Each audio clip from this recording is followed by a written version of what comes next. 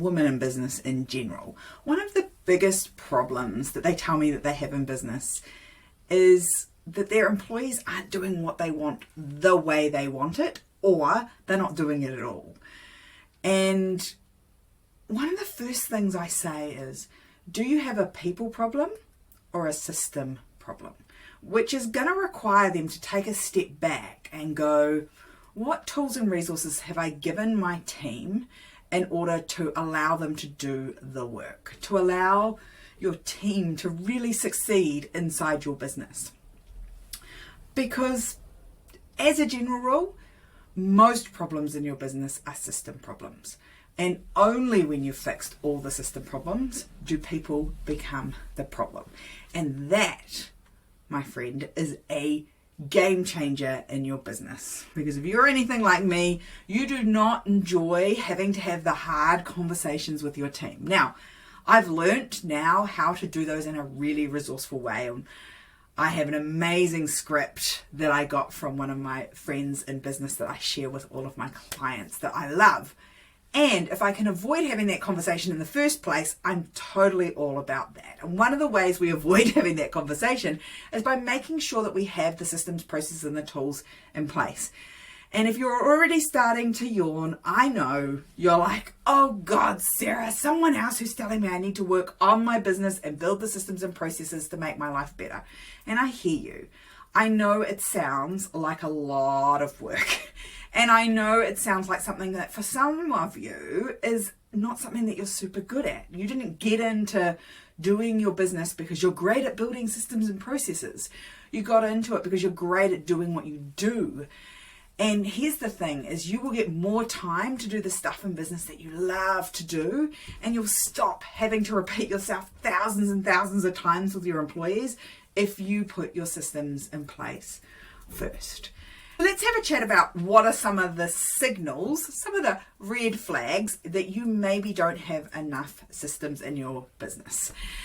The first one is you get interrupted all the time. When you're working, your day is broken up by people popping in to say, hey, Sarah, can you help me with this? Hey, Sarah, I just need you to make this decision. Hey, Sarah, can you just come and help me with this thing? Because they don't know where to go and find the information without you. If you are the font of all knowledge in your business, and there is a lot of information that's stored inside your head, and the only way the team can come and get it out of your head is by coming and interrupting you, then that's a flag that there are not enough systems and processes in your business. The second thing is if you feel like you're repeating yourself. The second flag that tells me that you are missing systems is when you have to say the same thing over and over again. It tells me that there's not one resource for your team to go back to. It's not easy for them to find the answer. And it also tells me that potentially the expectations around how you want this done aren't super clear to your team. And repeating yourself is another thing that tells me that we could make your life better and your time more your own to work on the work you want to work on rather than constantly dealing with team, is if we put some systems and processes in place. The last thing that tells me that you are missing these things in your business is if you can't take a holiday without your laptop and your phone. If the only way that you can go away is actually not holidaying, but just working in a different location, and your partner and your kids are commenting on the fact that you are still on your laptop while we're on holiday, then that tells me that you do not have the systems and processes in place.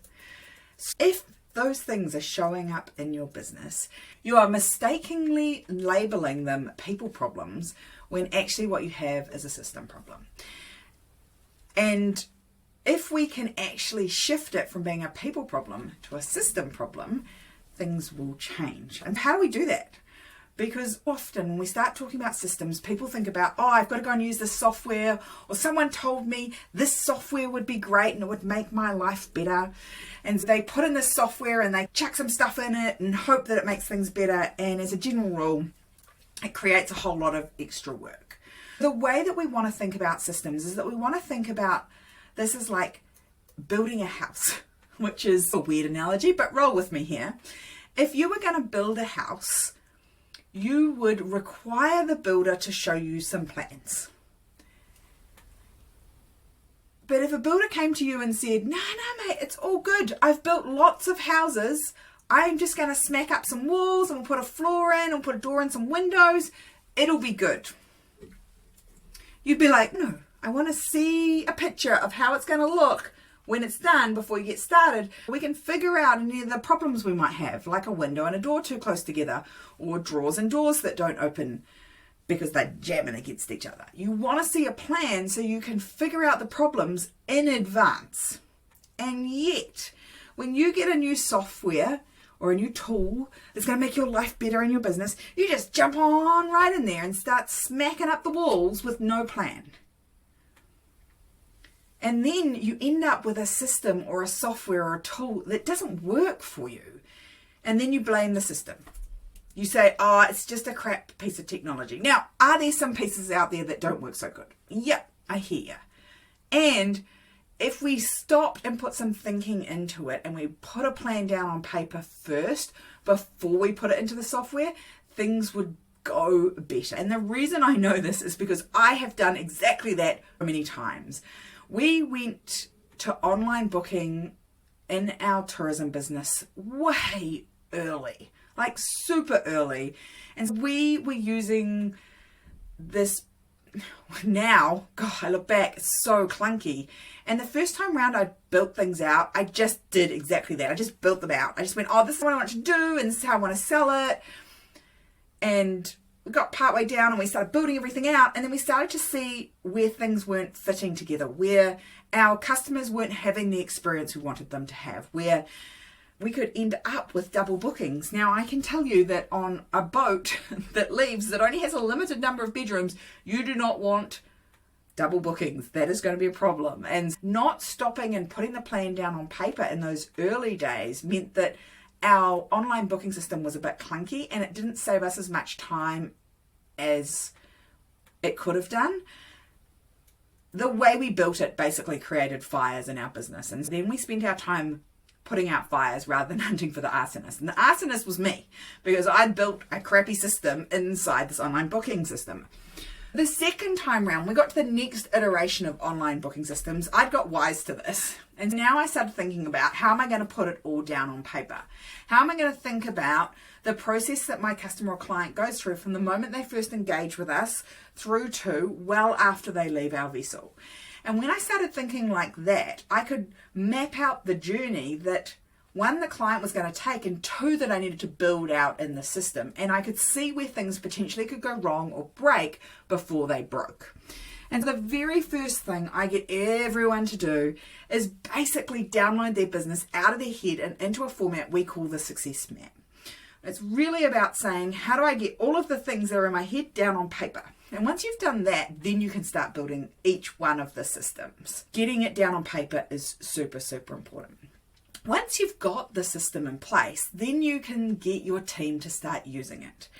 And I think it's really important to recognize that your standards or your expectation of your team needs to be that they will follow the system. Even if they don't think the system is working well, we want them to follow the system. If they follow the system and see things not working, they need to come tell us, but they're not to change the system. And the reason for that is then we know it's a system problem, not a people problem. Because the only people problem we're ever going to have going forward is when they don't follow the system. Everything else is a system problem.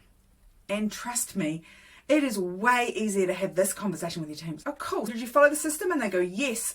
And you go, cool. Where do you think the system is broken? And they go, it's broken at step 6, or it's broken when we send the email to the client, or it's broken when I'm supposed to make the follow-up call because it forgot to tell me to make the follow-up call. It never feels personal anymore. It never feels like you're judging them or pointing the finger at them for something that's wrong. You're just having a conversation about what's broken in the system. It's like saying, why is the car engine not working? It's nobody's fault. It just is broken somewhere. And it's the same in your business. And if you can shift from having all those, this person didn't do their job properly, I'm constantly repeating myself with this person never knows where anything is, to everybody knows these are the systems, everybody knows where the one source of truth is in your business, and they can go and get the information that they want in a format that works for them. And they know that if they follow the system, it's always going to be about the system. Then you are going to find your team start to thrive. You're going to start to get to a place where your team are actually executing on what's going on in your business beautifully every time. And not only that, they're going to start looking for ways to make business better, because they're going to have the space and time to do it. They don't have to think much anymore about just doing the day-to-day tasks. Now they've got the expansiveness to be able to work on other things. And I can tell you, we are in such a cool age to be running a business. And you think about all the incredible tools out there. If you haven't started playing around with AI, trust me, it's a big rabbit hole to go down, but it is going to make things so much better. And they are going to be systems and tools that we can use. It's still going to require a system and a person to drive it. Make sure you put those things in place, because we can start to think about developing our team in a completely different way when they're following the system. You have to do less work on telling people what to do, less micromanaging, less making sure nothing has fallen through the holes and the gaps, and more focusing on how can I deliver a better experience? How can I deliver a better product? How can I make sure that my team are enjoying being in this workplace? How can I make sure that I am making a positive impact in my community? Because you're having to spend less time doing the day-to-day, what feels like naggy stuff in your business, and more time on developing and growing the way you want. I'd love to know if you step back from your business just for a moment and look at where you think your people problems are. I want to know if you can identify the one system that either doesn't exist, or is maybe a bit out of date, or maybe just could be better. If you can identify that and go and start to make that change, your team will thank you, your business will thank you, and you, my friend, will get some time back so that you can go and maybe have a relaxing bath, or maybe work on that project you've been dying to get started on that actually moves the needle in your business. Or maybe you can just sneak out for a long lunch with hubby. I don't know what you want to do with your time, but I know it's got to be better than repeating yourself 1,000 times and saying the same thing over and over again. This is just one of the steps that we can use to help us become the glorious exceptions. Till next time.